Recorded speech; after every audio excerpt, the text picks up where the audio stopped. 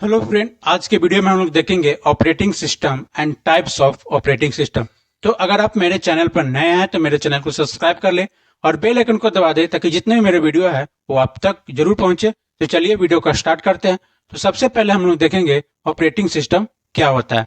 Operating system is a collection of set of program which manage all the resources of computer system. यानी operating system क्या है? Collection of set of program है जो कि computer system का जितने भी रिसोर्सेज है उसको क्या करता है? मैनेज करता है। वो कौन करता है? वो ऑपरेटिंग सिस्टम करता है। It is an intermediator between the user and hardware. यानी ऑपरेटिंग सिस्टम क्या है? एक तरह का इंटरमीडिएटर है यूजर और हार्डवेयर के बीच का।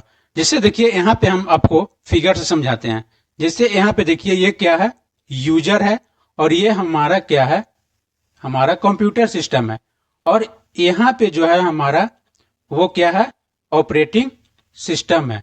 तो यहाँ पे देखिए हमारा जो यूजर है वो हाई लेवल लैंग्वेज को समझता है और हमारा जो कंप्यूटर सिस्टम है वो मशीन लेवल लैंग्वेज को समझता है। तो उसके बीच में जो हमारा इंटरमीडिएटर के तरह वर्क करता है वो कौन है? ऑपरेटिंग सिस्टम है। यानी यूजर जो है वो कंप्यूटर से इंटरेक्ट कर रहा है। वो किसके मदद से कर रहा है? ऑपरेटिंग सिस्टम के मदद से कर रहा है। तो ये होता है ऑपरेटिंग सिस्टम। नेक्स्ट हम लोग बात करेंगे टाइप्स ऑफ ऑपरेटिंग सिस्टम। यहाँ पे हम लोग देखेंगे real time operating system, multi user single user operating system, multitasking single tasking operating system, distributed operating system और एम्बेडेड ऑपरेटिंग सिस्टम। तो सबसे पहले हम लोग देखेंगे वह है हमारा real time operating system. Real time operating system is A multitasking operating system that aims at executing real-time application. It respond to input instantly. यानी रियल टाइम ऑपरेटिंग सिस्टम क्या है? एक प्रकार का मल्टीटास्किंग ऑपरेटिंग सिस्टम होता है जो कि जो भी यूजर इनपुट देता है उसको जो रिस्पॉन्ड होता है वो इंस्टेंटली आता है। यानी हम लोग कह सकते हैं एट ए रियल टाइम। यानी जैसे ही यूजर जो है वो इनपुट डालेगा उसका जो रिस्पॉन्ड आएगा वो इंस्टेंटली आएगा। तो उसे हम लोग बोलेंगे रियल टाइम ऑपरेटिंग सिस्टम। जैसे अगर हम लोग एग्जांपल बात करें तो रियल टाइम ऑपरेटिंग सिस्टम, अगर आप एटीएम मशीन में गए होंगे या अगर आप लोग एटीएम मशीन का यूज किए होंगे तो उसमें जो होता है वो रियल टाइम ऑपरेटिंग सिस्टम होता है। यानी जो भी यूजर उसमें ट्रांजेक्शन करने के लिए प्रोसेस करता है, जो भी इनपुट करता है उसका जो रिस्पॉन्ड क्या आता है? इंस्टेंटली आता है। तो इस तरह का ऑपरेटिंग सिस्टम क्या होता है? रियल टाइम ऑपरेटिंग सिस्टम होता है। नेक्स्ट हम लोग बात करेंगे वो है multi user versus single user. Multi user operating system allow multiple user to access a computer concurrently. Time sharing system can be classified as a multi-user system as they enable multi-user access to a computer through a sharing of time. यानी multi user जो operating system होता है वो multiple user को allow करता है। अगर हम लोग बात करें टाइम शेयरिंग सिस्टम भी क्या है? जो मल्टी यूजर में क्लासीफाई है। यानी जो एक साथ वो मल्टीपल यूजर को क्या करता है? एक्सेस करता है। उसे हम लोग बोलते हैं multi user operating system. Single user operating system यानी नाम से ही पता चल रहा है कि वो एक टाइम में जो है वो सिंगल यूजर को एक्सेस करता है। यानी एट ए टाइम वो सिंगल यूजर को क्या करता है? एक्सेस करता है। तो उसे हम लोग क्या करते हैं? सिंगल यूजर ऑपरेटिंग सिस्टम बोलते हैं। नेक्स्ट हम लोग बोलते हैं वो है मल्टीटास्किंग और single tasking operating system.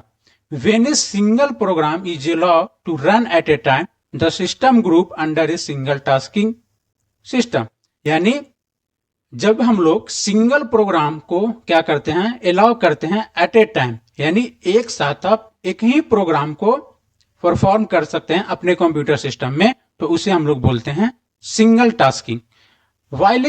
While in case the operating system allow the execution of multiple tasks at a one time, it is classified as a multitasking operating system. यानी मल्टीटास्किंग ऑपरेटिंग सिस्टम में क्या होता है कि आप एक साथ जो है वो मल्टीपल टास्क को एग्जीक्यूट कर सकते हैं अपने कंप्यूटर सिस्टम में। जैसे अगर इसका हम एग्जांपल बात करें कि आप कंप्यूटर सिस्टम में क्या कर रहे हैं? टाइपिंग कर रहे हैं और साथ ही साथ क्या सुन रहे हैं? आप लोग म्यूजिक सुन रहे हैं। ठीक है, तो आप क्या कर रहे हैं? एक साथ जो है मल्टीपल टास्क को परफॉर्म कर रहे हैं। एक तो आप टाइपिंग कर रहे हैं और दूसरा आप क्या कर रहे हैं, म्यूजिक को सुन रहे हैं। तो इस टाइप के ऑपरेटिंग सिस्टम को हम लोग बोलते हैं मल्टीटास्किंग ऑपरेटिंग सिस्टम। नेक्स्ट है हमारा वो है distributed operating system. When many computers are interconnected to each other through a network for the purpose of sharing tasks, it's called distributed operating system।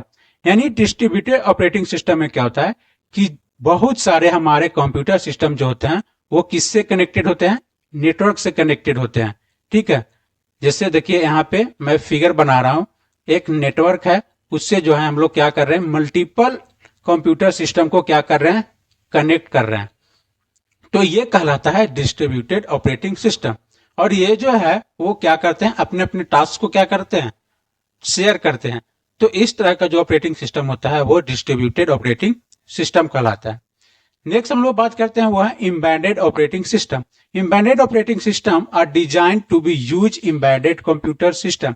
यानी एम्बेडेड ऑपरेटिंग सिस्टम जो होता है वो embedded computer system के लिए इसको design किया जाता है। They are design to operate small machines. यानी एम्बेडेड ऑपरेटिंग सिस्टम होता है जो स्मॉल मशीन्स या हम लोग कह सकते हैं स्मॉल डिवाइसेस के लिए होता है। जैसे यहाँ पे देखिए पीडीए का फुल फॉर्म होता है पर्सनल डिजिटल असिस्टेंस।